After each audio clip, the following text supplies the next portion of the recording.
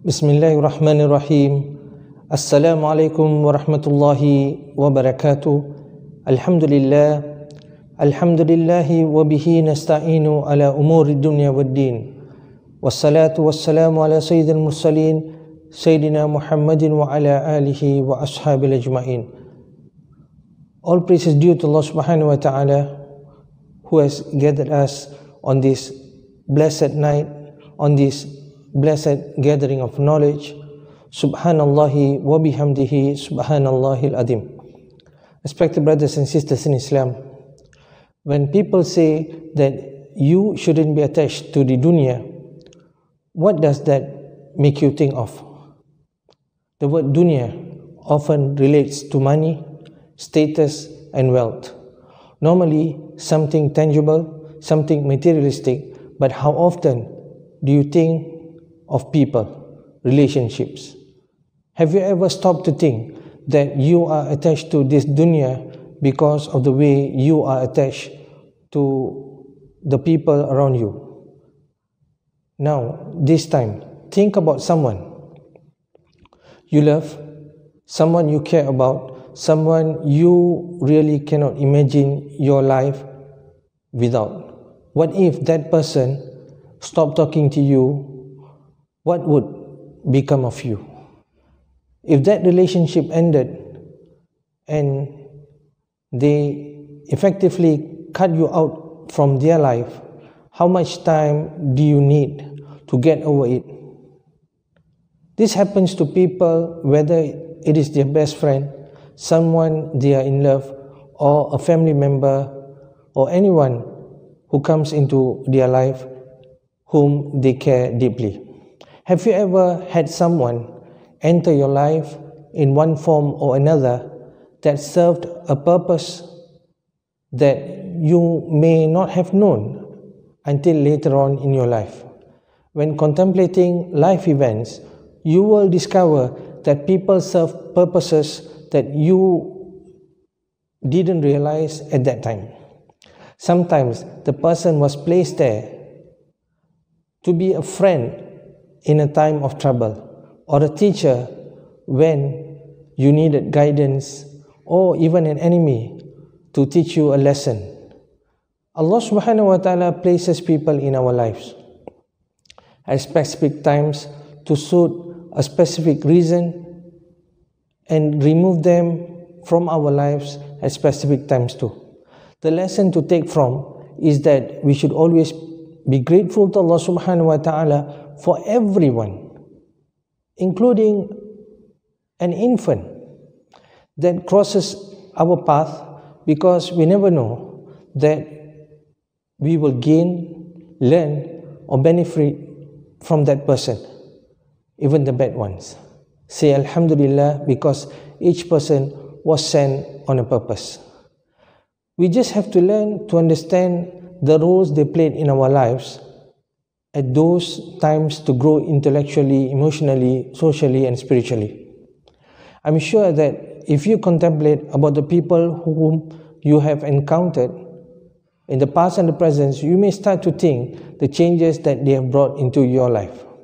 Allah subhanahu wa ta'ala gives us gift, hadiyah, but then we often become dependent on those gifts instead of Allah subhanahu wa ta'ala. And when He gives us money, we depend on money and not Allah subhanahu wa ta'ala. When He gives us people and relationships, we depend on the people and not Allah subhanahu wa ta'ala. When He gives us status and power, we depend on them and become distracted by all these things.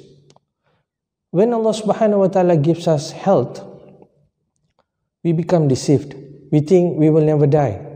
Allah gives us gifts, but then we come to love them as we should love Him. We take those gifts and inject them into our hearts until they take over. Soon we cannot live without them. Every waking moment is spent in contemplation of them, in submission or even worship of them. The mind and the heart that was created by Allah subhanahu wa ta'ala for Allah subhanahu wa ta'ala becomes the property of someone or something else. And then the fear comes. The fear of loss begins to cripple us The hadiyah that should have been remained in our hands takes over our heart, so the fear of losing it consumes us. Soon, what was once a gift becomes a weapon of torture and a prison of our own making. The next big question that we ask ourselves: how can we be freed from this? At times, in His infinite mercy, Allah subhanahu wa ta'ala frees us from this situation by taking them away from us, meaning to say, we lose our loved one to al-maut. What happens when our loved one passes away? For some of us, we would stop being productive and allow ourselves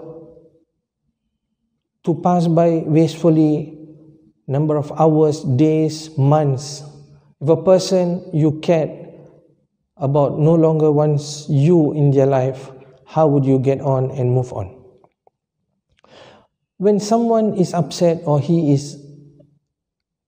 will be unable to eat, to sleep, or do anything in focus.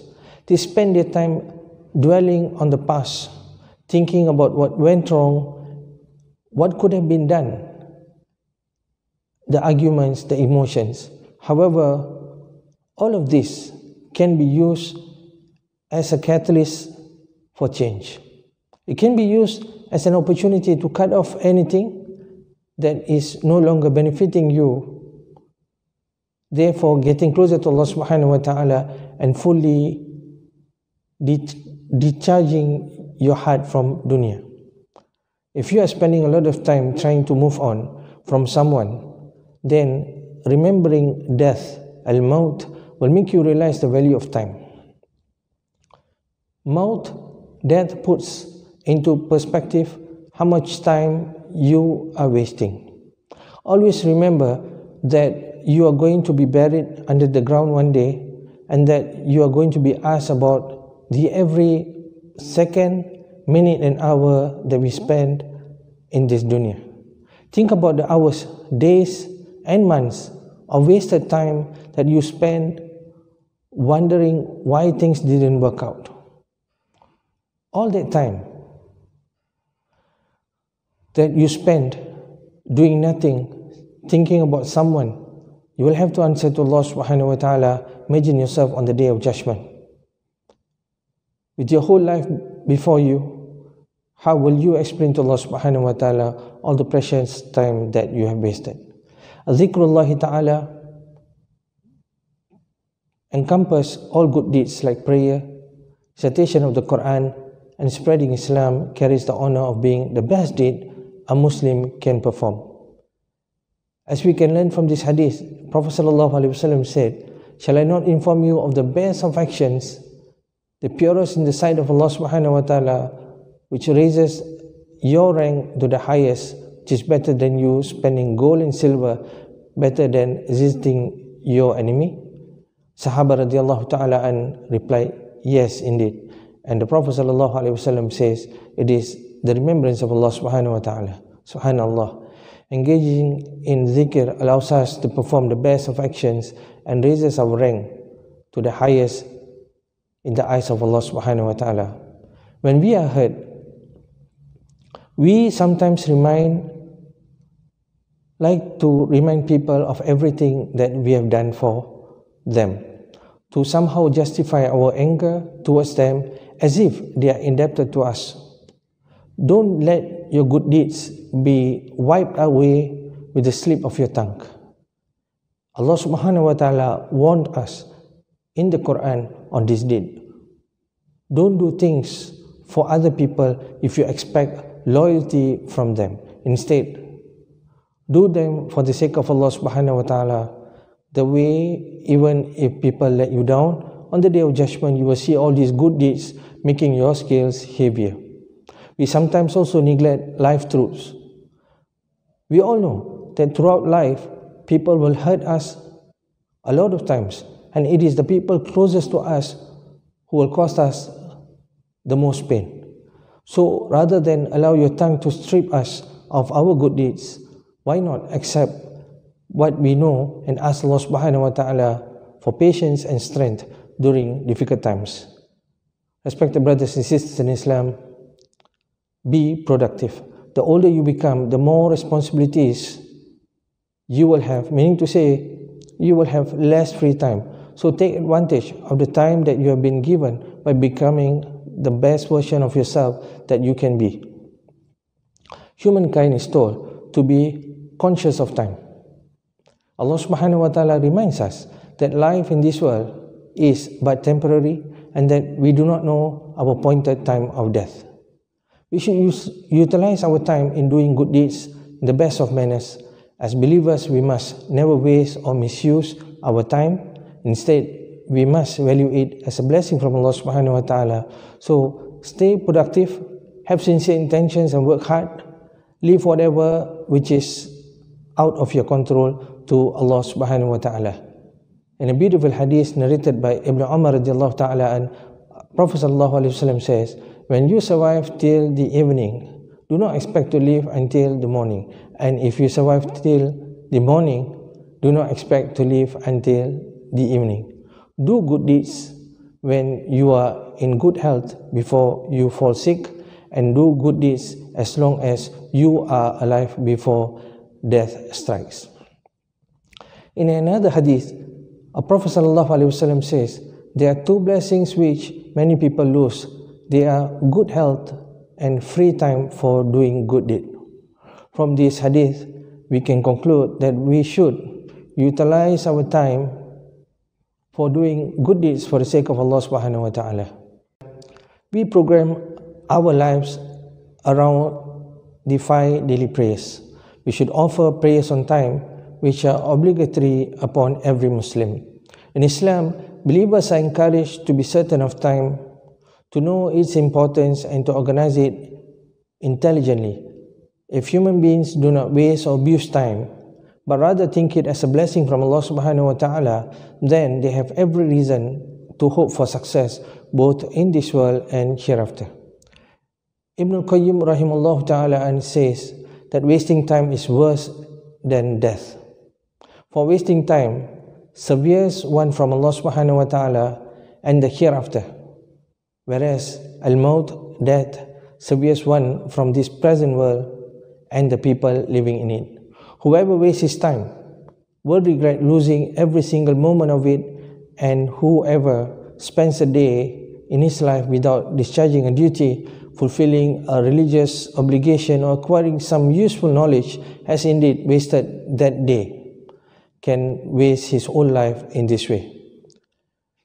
When we waste our time, it is much like someone investing his capital heavily but not using it to generate profit. Invest time in good deeds. Allah subhanahu wa ta'ala says in the Quran, O you believe, obey Allah, obey the messenger, and make not vain your good deeds. From this verse, we can say that we should do our best to utilize our time in doing good deeds instead of wasting in useless deeds. We might have missed out many things in life this year due to the impact of the new norms that we are in. Whatever the case, bear in mind, lost time is gone forever. Get your priorities and organize your activities to increase your connection with Allah subhanahu wa ta'ala. Respected brothers and sisters in Islam, forgetfulness is regarded as a negative characteristic.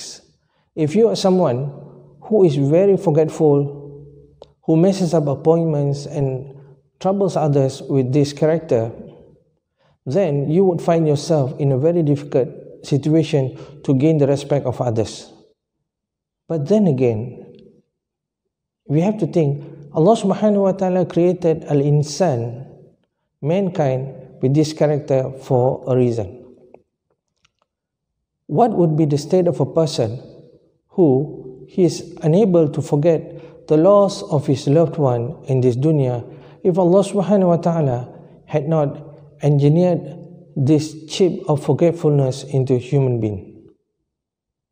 Mankind would end up in depression, anxiety, and will not be able to wake up from this loss, so long as there is still a tomorrow, the next moment there is hope, there is change, there is redemption. What is lost is not lost forever as long as we breathe.